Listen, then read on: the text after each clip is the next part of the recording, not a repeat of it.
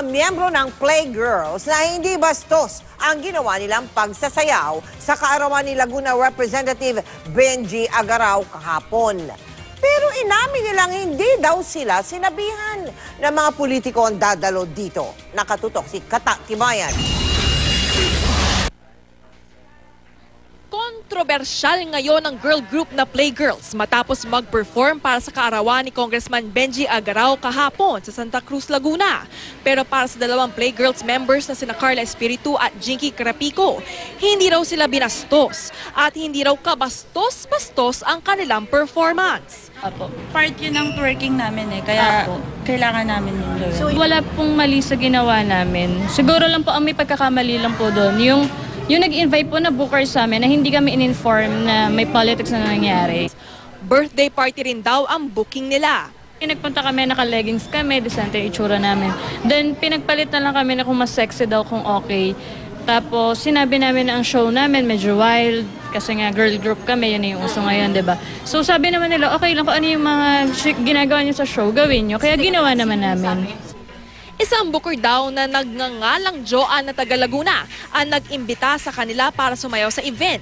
Pinasalamatan nila sa pagtatanghal si MMDA Chairman Francis Tolentino pero sabi nila ngayon wala itong kinalaman sa kanilang appearance. Hindi naman nila itinangging dati na silang naimbitahan ni Tolentino na mag-perform sa iba niyang events, pati na sa iba pang kampanya ng mga politiko. If you will see nung last election when we campaigned for the brother of Chairman Tolentino, the Playgirls, they were wearing the shirt of the politician na kinakampaign namin, and they were wearing pants. So because it was a campaign. But like yesterday, kaya nga po ganun ang suot ng Playgirls because it was a birthday event. Ang kinampaign lang po namin, sa totoo lang po, last election was Team Malabon. Then yung nga si kapalit ni Chairman Tolentino and Governor ER. Walang balak sina Carla at Jinky na maghanap ng iba pang trabaho sa ngayon. Wala rin daw silang balak na baguhin ang sexy dance steps.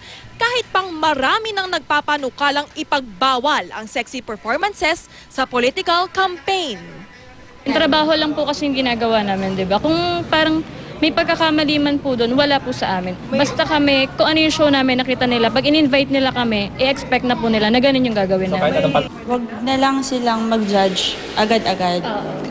Parang sila, yung isang side lang kasi yung naririnig nila, yung side namin pakinggan nila. Kata Tibayan, nakatutok, 24 oras.